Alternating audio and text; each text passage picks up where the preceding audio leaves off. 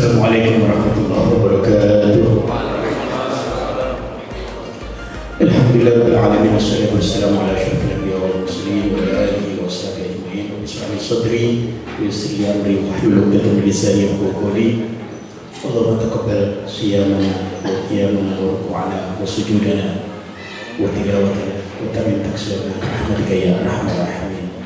Allahumma inna nas'aluka ridhaka wal jannah wa na'udzubika min sakhatika wan nar. Amma ba'd. Para jamaah salat tarawih Masjid As-Sakinah yang insyaallah dimuliakan oleh Allah, kita bersyukur kepada Allah Subhanahu wa taala. Allah sampai malam yang ke-6 ini masih memberikan kita karunia sehat dan banyak umur sehingga kita bisa melaksanakan semua kewajiban-kewajiban kita, termasuk amaliyah Ramadan kita. Mudah-mudahan semua yang kita lakukan diterima oleh Allah Subhanahu wa taala, diridhoi oleh Allah Subhanahu wa taala, menambah keberkahan hidup kita, dan insyaallah nanti di akhir hayat kita semua mendapatkan husnul khatimah. Amin amin ya rabbal alamin. Berjamaah yang dimuliakan oleh Allah, salah satu dalam rukun iman yang wajib kita pegang adalah mengimani para nabi dan rasul. Bagaimana penjelasan para ulama terkait dengan mengimani para nabi dan rasul ini? Ini tidak hanya terkait dengan kita wajib mengimani memang mereka ini ada, keberadaan para nabi dan rasul yang sudah terutus jauh dari masa kita. Yang terakhir aja Rasulullah SAW itu 15 abad yang lalu. Kita harus imani, kita harus yakini keberadaannya. Tidak ada keraguan sedikit pun di dalam diri kita bahwa Rasul itu tidak ada. Rasul ada. Rasul menyampaikan risalahnya Allah Subhanahu wa taala kepada orang-orang yang sezaman, yaitu para sahabat. Dan itu nanti dilanjutkan estafetnya, sahabat menyampaikan kepada tabi'in, tabi'in menyampaikan kepada tabi'ut tabi'in, begitu juga seterusnya sampai ke guru-guru kita, sampai ke orang tua kita, sampailah ke kita.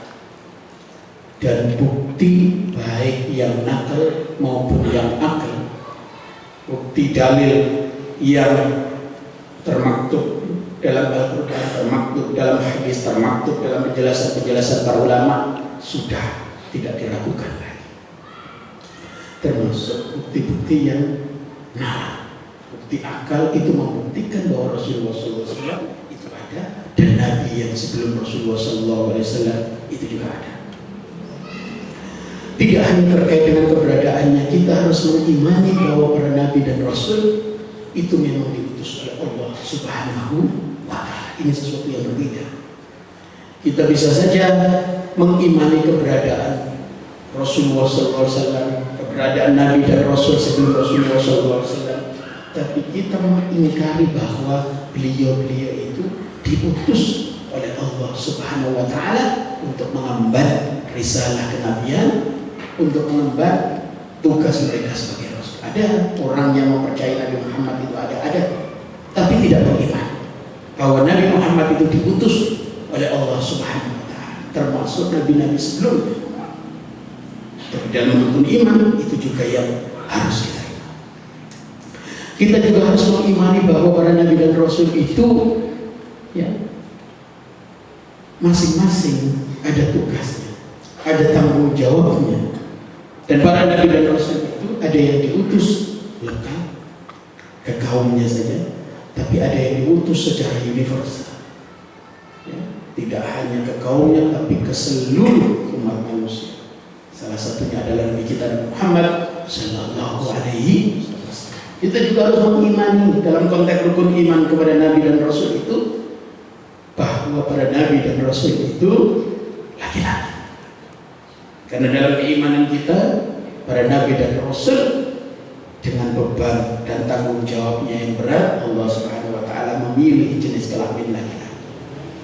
Ini tidak berarti jenis kelamin perempuan itu tidak baik, tidak mampu dan lain sebagainya. Tapi ada hal-hal dalam tugas kenabian dan tugas kerasulan itu hanya mampu diemban oleh laki-laki, tidak mampu diemban oleh perempuan. Ini yang harus kita imani. Yang harus kita imani juga dalam konteks mengimani Nabi dan Rasul itu adalah bahwa ada nabi yang lebih hebat dari nabi yang lain. Ada nabi yang diceritakan dalam Al-Quran, ada yang tidak. Ya. Ada nabi yang lebih tinggi derajatnya dibandingkan nabi yang lain. Dan kita harus meyakini di antara nabi dan rasul yang paling tinggi derajatnya adalah Rasulullah Sallallahu Alaihi Wasallam. Berjemaah yang mulia kepada Allah Subhanahu Wa Taala.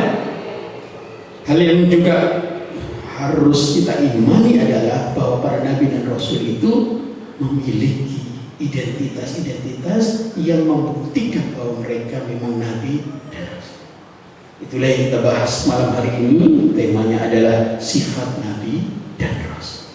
Kita semua sering mendengar berdasarkan penjelasan para ulama, sifat nabi dan rasul itu dibagi menjadi 3. Ada yang disebut sifat wajib, ada yang disebut sebagai sifat mustahil, ada yang disebut sebagai sifat jaiz.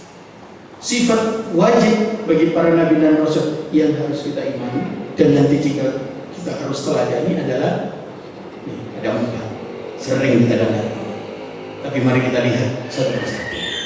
Mungkin ada sesuatu yang kurang pas yang kita pahami terkait dengan 4 sifat wajibnya nabi dan rasul. Sidq yang sering dibaca siddiq. Siddiq itu artinya orang yang sangat jujur.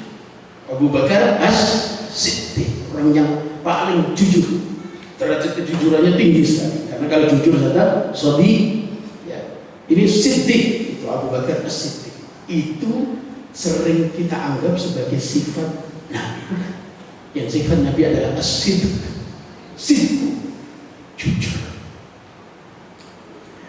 Ini memang ada perbedaan pendapat di kalangan ulama menempatkan sifat pertama bagi nabi dan rasul. Ada yang menempatkan sidq, ada yang menempatkan amanah. Tapi dua-duanya ini hal yang penting sekali bagi seorang pemimpin. Sidq juga, amanah bisa dipercaya jauh lebih tinggi nilainya daripada fakta. Kita sekarang banyak orang cerdas, banyak orang pandai, banyak orang gelarnya, ya, sampai kartu namanya saja nggak muat, ya, tapi tidak jujur, tapi tidak amanah. Maka sidq dan amanah ditempatkan lebih awal daripada fatwa.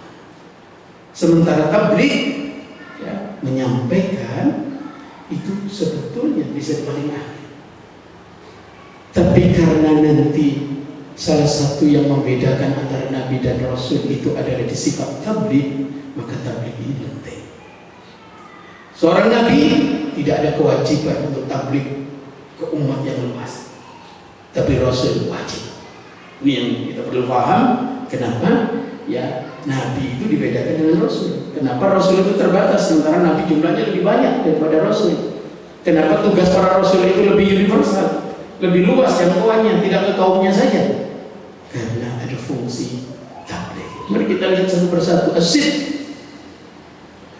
Para nabi dan rasul wajib jujur. Kenapa? Fungsi para nabi dan rasul ini penting sekali untuk menyampaikan, ya, pesan-pesan, perintah, ya, wahyu dari Allah Subhanahu Wa Taala. Kalau ada celah soal kejujurannya, habis. Apa yang disampaikan tidak akan didengar orang. Ya. Apa yang dinasihatkan tidak akan ada orang yang mau mendengar. Ya. Kalau sudah cacat integritasnya soal kejujuran sudah habis.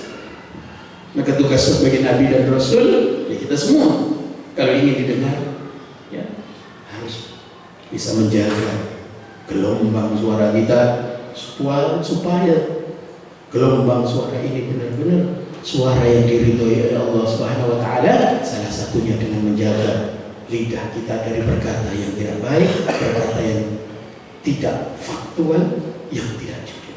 Maka nanti para ulama, ya, lawan dari as-sidq al-kadzib, berdusta. Mustahil para nabi dan rasul itu berdusta. Kenapa? Karena sifat yang melekat yang menjadi identitas para nabi dan rasul adalah jujur. Maka kepemimpinan apapun di level terendah sekalipun, kalau sudah cacat di level kejujurannya, tidak akan maksimal, tidak akan berhasil dan seterusnya. Apalagi kepemimpinan yang levelnya tinggi, apalagi ini kepemimpinan yang terkait dengan kepemimpinan agama. Nabi dan Rasul itu mengirimkan pesan-pesan dari Allah Subhanahu wa taala. Kalau yang dikirimkan itu keluar dari lidah yang susah diidentifikasi, ini lagi benar apa enggak, ini lagi jujur apa enggak, ini lagi dusta atau tidak, tentu saja ya susah pesan itu akan masuk menelusur ke sanubari orang-orang yang mendengarnya. Al-kadzib itu sifat mustahil. Kalau ada seorang yang mengaku menjadi nabi dan rasul kok berdusta, diketahui berdusta, maka mustahil dia menjadi nabi dan rasul. Maka Rasulullah SAW ya nanti dalam semua, kalau kita belajar sirah nabawiyah akan ketemu orang yang sangat dipercaya ya. Al-amin nanti berhubungan dengan al-amanah ya. Ketika ada konflik orang-orang yang tidak mendukung perjuangan dakwahnya Rasulullah SAW saja untuk menyelesaikannya, mereka percaya kepada Rasulullah SAW. Kenapa? Karena integritasnya sudah teruji, kejujurannya sudah tidak diragukan, bahkan oleh musuh-musuhnya, bahkan oleh orang-orang yang tidak menyukai. Nah, bagaimana kita bisa dipercaya oleh orang yang bersahabat dengan kita, berteman baik dengan kita, bersaudara dengan kita, berhubungan darah dengan kita saja kita tidak dipercaya? Ini penting, itu perlu paham. Sifat wajib yang kedua, al-amanah, dipercaya. Al-amin ya.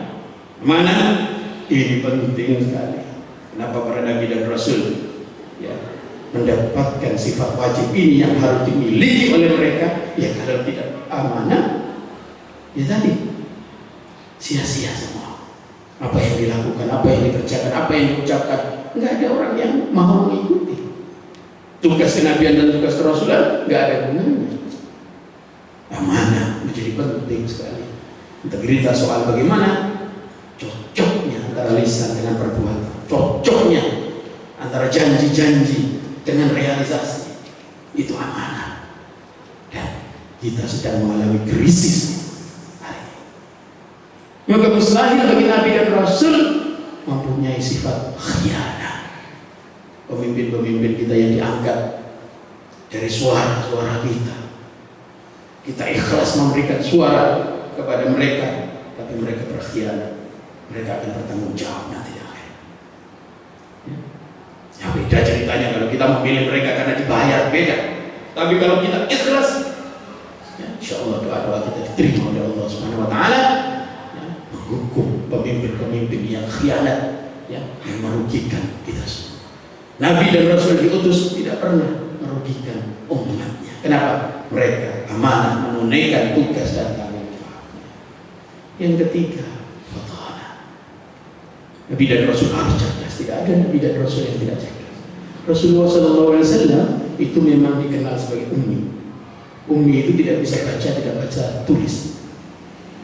Kenapa Nabi Muhammad SAW dikenal ummi? Ini untuk menangkis ya, tuduhan orang-orang yang tidak beriman kepada Allah Subhanahu Wa Taala dan Rasulnya bahwa Al-Quran itu bikinan Nabi Muhammad SAW, bahwa Al-Quran itu ciplakan, contekan dari kitab-kitab sebelumnya, yang menyaksikan bahwa Rasulullah SAW itu ummi, ya orang-orang sekelilingnya, orang-orang yang dekat dengan Rasulullah SAW. Tapi tidak ada satupun orang yang meragukan kecerdasan Rasulullah SAW.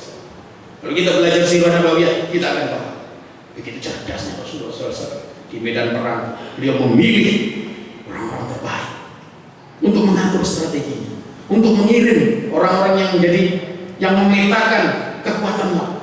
Ali bin Abi Thalib salah satunya itu dikirim sebulan sebelum perang, memetakan medan perangnya, lawannya siapa, kekuatannya berapa, itu dipeta. Strategi apa dalam perang Khandaq kita paham. Kita baca sejarah dalam perang Khandaq bagaimana Rasulullah SAW berdiskusi dengan para sahabat, ini strategi yang mana yang paling cocok, sampai dipilihlah Parit yang kita kemudian kenal sebagai perang Parit. Itu karena cerdasnya Rasulullah SAW. Bagaimana Rasulullah SAW memilih Abu Hurairah, seorang sahabat yang biasa aja. Abu punya rumah, dijuluki sebagai Ashabus Suffah, salah satu orang yang tinggal di emperan masjid. Ini yang nanti dikembangkan oleh para ulama menjadi pesantren. Cikal bakalnya itu niru tradisi Rasulullah SAW, As-Suffah. Abu Hurairah itu sahabat yang biasa aja. Bukan Abu Bakar As-Siddiq, bukan Umar bin Al-Khattab, bukan Uthman bin Affan, bukan Ali bin Abi Thalib, bukan Abdurrahman bin Auf, bukan Talha, bukan Muawiyah yang dipilih untuk dititipkan riwayat-riwayat sehingga nanti kita berhutang kepada Abu Hurairah. Abu Hurairah punya riwayat yang tidak punya Abu Bakar. Abu Hurairah punya riwayat yang tidak punya Sayyidina Umar, sehingga ketika Sayyidina Umar komplain, saya nggak mendengar itu dari Rasulullah SAW. Iya, kata Abu Hurairah, Anda tidak mendengar karena Anda ditugaskan oleh Rasulullah SAW untuk hal lain. Saya yang kemana-mana nempel sama Rasulullah SAW, saya dapat ini yang Anda tidak dapat. Begitu luar biasanya, cerdasnya Rasulullah SAW memilih orang-orang terbaik. Pemimpin terbaik selalu memilih orang-orang yang terbaik untuk menggantikan, untuk menjalankan apa yang nanti menjadi misi. Itulah cerdasnya Rasulullah. Maka kalau ada orang yang mengaku Nabi dan Rasul, iya, setelah Rasulullah SAW banyak sekali orang yang mengaku Nabi dan Rasul. Yang sering dibicarakan di sejarah Musailimah Al-Kadzdzab, Musailimah yang tukang bohong, tukang pendusta. Tapi data dari Universitas Al-Azhar Kairo, dari 10 tahun ini, orang yang mengaku Nabi dan Rasul itu seluruh dunia itu ada 1.500. Seluruh dunia dalam 10 tahun. Begitu banyak. Ya, levelnya macam-macam. Ada yang aneh-aneh. Bukan orang yang cerdas, ya, yang mustahil dimiliki sebagai identitas Nabi dan Rasul. Terakhir, para jemaah yang mulia oleh Allah Subhanahu wa taala, tabligh. Tabligh, ya, menyampaikan apapun yang beliau terima dari Allah Subhanahu wa taala, tidak ada yang disembunyikan, ya, tidak ada yang dibuang, ya, tidak ada yang ditutup-tutupi seperti yang dilakukan oleh pengikut nabi-nabi yang lain, bukan nabinya, pengikut-pengikutnya. Ada yang menutupi, yang tidak menguntungkan ditutupi, ya, yang merugikan ditutupi, yang menghancurkan, ya, posisi mereka itu ditutupi aja. Tapi Nabi dan Rasul tidak mungkin mempunyai sifat khidmah. Nabi dan Rasulullah SAW punya ilmu apapun disampaikan. Ya, sampai suatu kali Rasulullah SAW dalam konteks menanam kurma saja, ya, Rasulullah SAW pengen sesuatu yang dipikirkan oleh beliau, meskipun ini bukan wahyu, ya, ditularkan kepada para sahabat, tolong pakai metode yang ini. Tapi ternyata ketika diterapkan gagal. Ya. Para sahabat yang menerapkan itu yang gagal itu komplain kepada Rasulullah SAW. Ya Rasul, saya sudah mengikuti apa yang Anda contohkan, tapi kok gagal, kata Nabi. Antum a'lamu bi umuri dunia. Kalian lebih ngerti kalau yang terkait dengan urusan-urusan yang bukan urusan agama, yang bukan urusan wahyu, kalian lebih ngerti. Tapi dia tidak pernah, ya, menyembunyikan. Harisun alaikum bil mu'minina raufur rahim, selalu pengen yang terbaik buat umatnya, yang terbaik buat sahabat. Itu sifat Nabi dan Rasul. Kalau ada yang mengaku Nabi dan Rasul, entah kapan, entah nanti kita ketemu atau bagaimana, nanti Dajjal juga begitu. Di akhir zaman dia akan datang, dia menawarkan banyak hal, tapi tidak harisun alaikum bil mu'minina raufur rahim.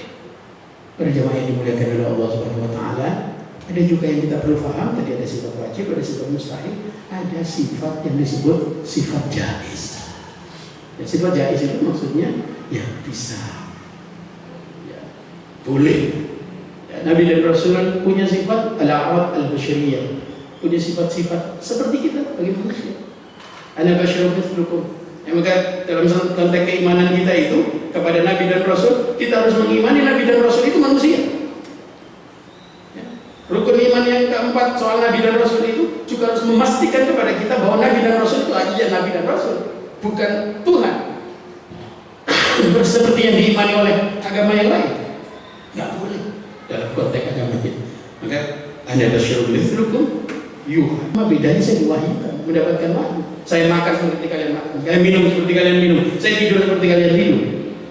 Nah itu yang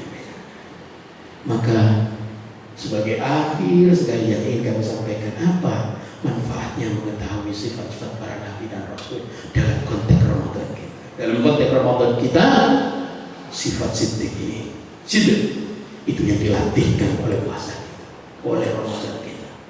Gimana? Kita ini kan bisa aja lidahnya basah tapi habis buka kulkas bisa, ambil makan, ambil apa? Bisa. Tapi kejujuran yang dilatihkan oleh puasa, itulah yang menjadi sifat para nabi dan rasul. Amanah kita mengemban ya tugas-tugas kewajiban dalam puasa ini ya, itu juga bagian dari cara kita melatih. Kita dalam puasa dilatih untuk imsak. Yang untuk kita makan ada di hadapan kita, tapi kita tidak makan.